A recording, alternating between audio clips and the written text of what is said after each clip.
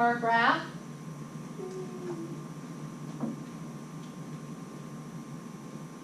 And we only want it for x greater than 0, so actually we're not interested left of the y-axis. So take the first derivative. What do we get? 3x squared minus 82x. Oh, what do we do with this? Greatest common factor. Greatest common factor. So this, if we set it equal to 0, right, set the first derivative equal to 0, that's going to tell us where we have the maxes and mins. And I can factor out a 3 because they have that all in common. X squared minus 6x plus 4. No, plus 8. And then because it's just a constant, we can divide off the 3 and say 0 is equal to.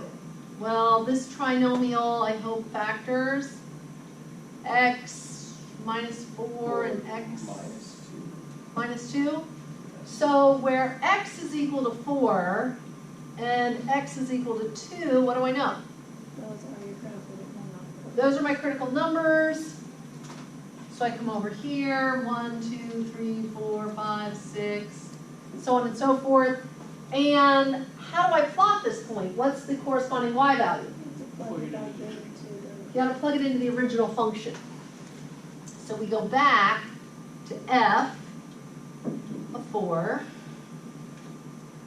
And when you plug it in, tell me what you get. So we're plugging the 4 into the black up here, the original one. So it's 4 cubed. So 4 cubed minus 9 times 4 squared plus 24 times 4. I'm relying on those of you with a calculator to tell me. 16. So 16. 1, 2, 3, 4, 16. So now I know I have 1 point on the graph for 16. When I plug in 2, same thing, I'm going to plug 2 into the original function. 20. I get 20, said the voice from beyond. So 1, 2, 1, 3, 4, and up here to 20. Got 2 points. Now, what we look at is we look, right, we make a sign graph and say 2 and 4 are our numbers of interest because at 2 and 4, the slope is 0. Well, what happens to numbers less than 2? If we plug them into the first derivative, they are positive. How do you know that? If you plug in, say, 0 into the first derivative, you wind up with 0 minus 0 plus 24, which is positive. And then between 2 and 4, you could pick 3. If you plug it in here where we've already done the factoring, we get a negative 1 and a positive 1. Negative times positive is negative. And then you could go to the right of 4. So something bigger than 4 is going to produce a positive. 4 minus 2 is a positive. So positive. So what are the signs? Yeah? So I have a question real quick. So if you take a number lesser than 2, plug it into the Original? x minus 4 times x minus 2, that Uh-huh. doesn't equal positive, that equals negative. No. So pick a big negative number. Negative 100 minus 4 is negative 104. Negative 100 minus 2 is negative 102. Negative times a negative. Yeah. Okay, thank you. You're welcome. So, based on our first derivative, we have increasing, flat, decreasing, flat, increasing again. Yeah? Okay, really quick. So the numbers that we're picking for the sign diagram, we're plugging them into we're plugging them into the red. Right here.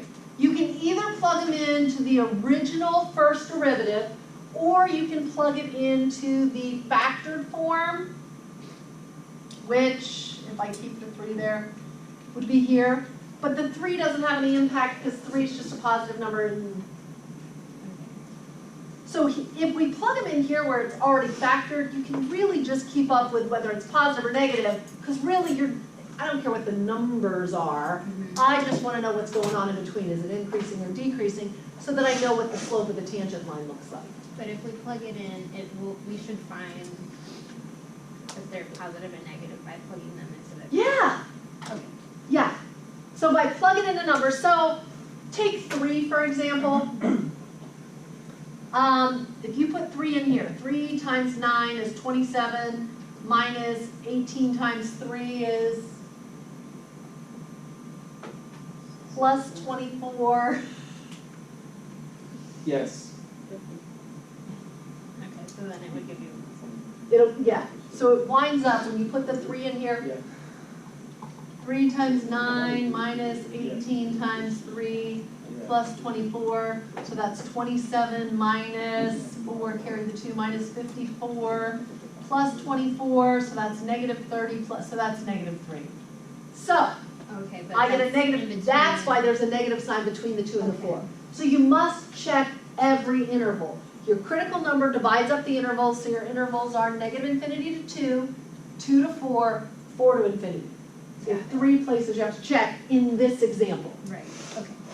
So you can see based on these arrows, we're going to have some kind of going up, it peaks, it comes back down, and it starts to go up again. Right? Sure. And then it says, show all the relative extreme points and the inflection points. Well, where do we get inflection points from? The second derivative. So we need to do that.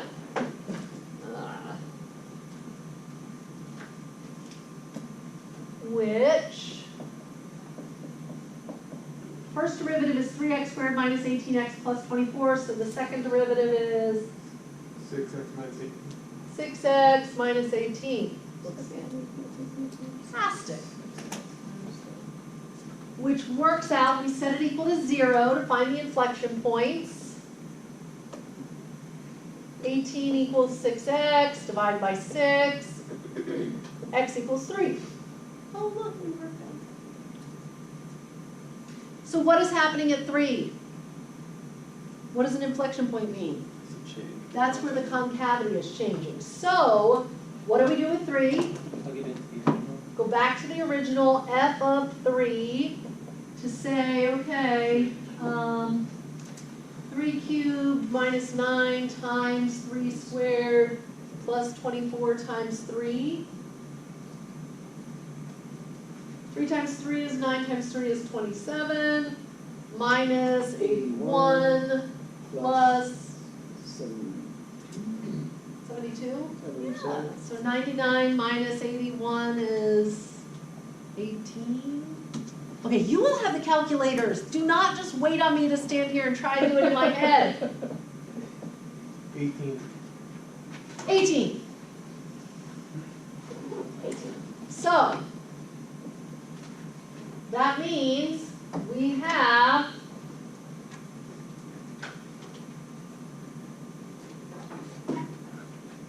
at 3, 1, 2, 3, 18, this is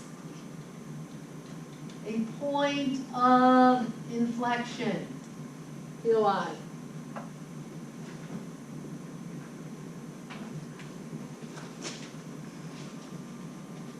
So are we ready? Here's our graph. Starting at 0, 0, it comes up, concavity changes right there, and it goes up again.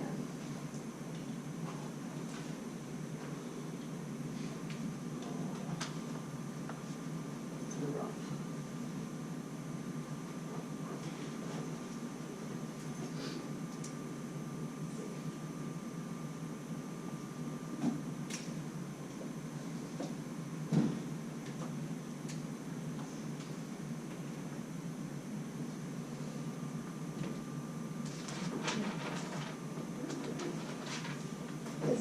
3.1. This is 3.2. 3. 3.2.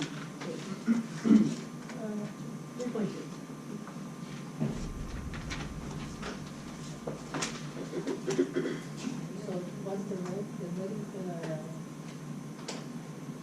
So the red is the function. The red is the original function, f of x equals x cubed minus 9x squared plus 24x. So the red line represents the original function, this. And then the two black dots are the critical values, this one and that one. And then the blue dot is the point of inflection that came from the second derivative. Yes? In that first equation in the black, why did you factor out the x? What was the purpose of that? So we started, Joshua, Jordan, Josh first said, let's see if we can figure out where it crosses the x-axis. So we started with, well, if we were to factor it and set each factor equal to 0, that gave us the point 0, 0. Oh, because of that. But we couldn't go any further with this because it didn't factor. We could throw it in a quadratic formula and try to figure it out that way, but as you can see from the graph, So you can only figure out that it crosses, or one of the points was x equals 0 because of the x outside of the parentheses. right, setting x equal to 0. The other thing would have been to put 0 in for x, 0, 0, 0, and that's when it's equal to y. The y gets 0 as well. That's how we find the y-intercept. So it happens to be an x-intercept because it's also the y-intercept. So it just gives us one more point. Rather than me just arbitrarily starting it here or down here, we know it can start at 0, 0. We also were told we only want to go x greater than or equal to 0. So notice I started it at 0, 0, but I put an arrow on the right-hand side because it's not going any farther to the left. Because it is talking about profit, right?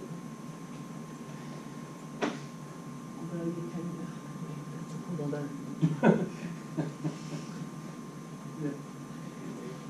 We're gonna go with, yes, we're making some profit. Okay, anybody still need this? That's over to the far right. I want to look at the slides that you will, because they draw them so much better. So here, so by hand we plot the relative max, minimum, the inflection point, sketch the curve according to the sign diagrams, being sure to show the concavity at the inflection point. how do you show concavity? Because it's, so this one, you almost, So it's kind of like going up and down again. yeah, so this one on the concavity, so here, it's concave down, right, to there. But then when you get to this point, now it starts to be concave up. So there's a point at which the concavity changes before you actually reach the relative min. They're very subtle. There are times that concavity changes, but if the concavity changes above here, this point might not be an actual relative min, right? So we'll look at some of those examples as well.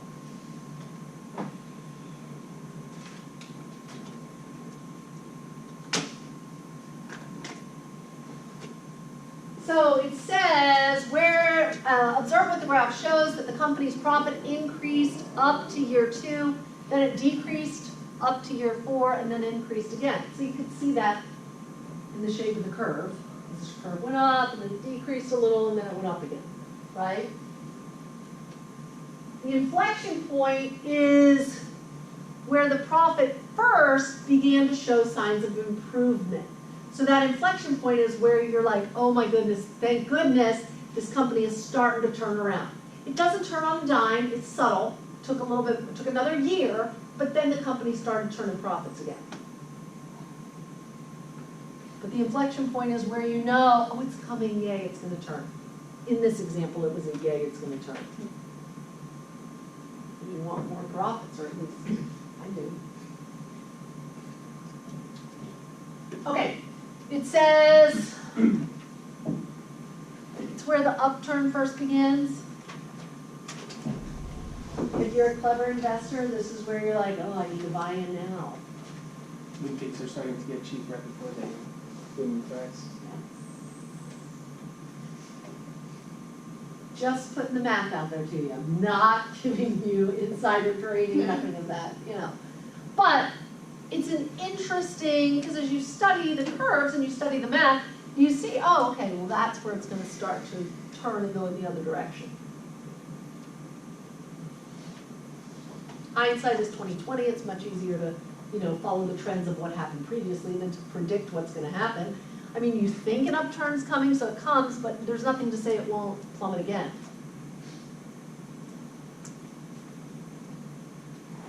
Okay, so consider the following function. F of x is equal to x to the fourth minus 8x to the third plus 18x squared plus 4. Use the derivatives and the sign diagrams to sketch the graph. Go, try it, all by yourself. Maybe with the help of your neighbor.